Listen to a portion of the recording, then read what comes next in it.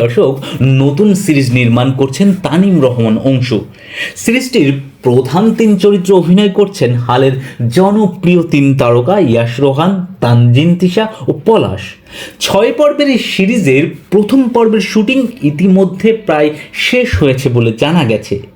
পরে অবশ্য ছাত্র আন্দোলনকে ঘিরে সহিংস পরিস্থিতিতে শুটিং বন্ধ রাখা হয়। পরিস্থিতি স্বাভাবিক হলে দ্রুতই শুটিং শুরু করার কথাও জানান Tanim Rahman Anshu.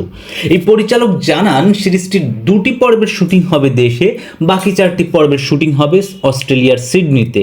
Psychological horror time travel নিয়ে অ্যান্থোলজি সিরিজটির গল্প এগিয়েছে বলে জানা গেছে।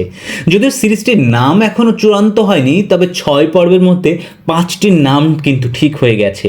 এই 5টি পর্বগুলো হলো rewind, time look, cross connection, sold full act ও ব্রেকআপ প্যাচ আপ।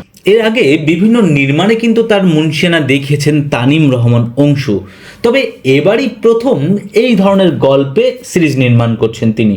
আশা করা যাচ্ছে আগের মতোই দুর্দান্ত কাজ উপহার দেবেন তিনি।